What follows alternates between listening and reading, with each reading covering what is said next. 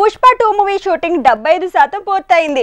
మిగతా 25% షూటింగ్ లో ముఖ్యంగా ఐటమ్ సాంగ్ షూటింగ్ మాత్రం ఇంకా ఎటూ తేలలేదు. ఆ మధ్య ఊర్వశి రౌటేలాకే ఛాన్స్ అన్నారు. తర్వాత జాన్వీ కపూర్ ని సంప్రదించారన్నారు. కట్ చేస్తే ఇప్పుడు మరో ఇద్దరు పేర్లు వినిపిస్తున్నాయి. లెక్కలు మారాయి. పుష్ప మూవీలో డైలాగ్స్ పాత్రలు ఎంత ఫేమస్ అందులో ఐటమ్ సాంగ్ అంతకంటే ఫేమస్. మరి అలాంటి పాటని పుష్ప సీక్వెల్లో రిపీట్ చేయాలంటే సమంత రేంజ్ లో దుమ్ము దులిపే లేడీ కావాలి.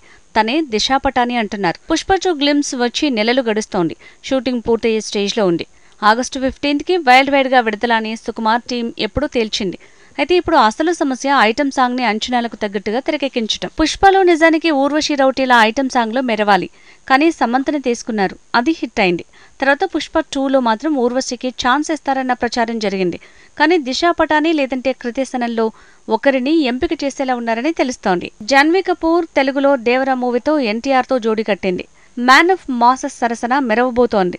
అలాంటి తనని పుష్ప 2లో ఐటమ్ సాంగ్ కోసం సంప్రదించారట. కానీ ఇంకా ఏదీ డిసైడ్ కాలేదని తెలుస్తోంది. ఇక కృతిసనన్, జాన్వీ కపూర్, దిశా పటాని ముగ్గురిలో ఒకరిని పుష్ప 2 ఐటమ్ సాంగ్ కి తీసుకోవటం పక్కా అని తెలుస్తోంది. కృతి తెలుగులో వన్ నేనొకడినే, దోచేతో పాటు బైలింగ్వల్ మూవీ ఆదిపురుష్లో సీతగా మెరిసింది. అయితే తనకంటే లోఫర్ ఫేమ్ దిశా పటానికే ఎక్కువ ఛాన్స్ ఉన్నట్టు తెలుస్తోంది. ఆల్రెడీ తను కల్కిలో స్పెషల్ రోల్ వేస్తోంది.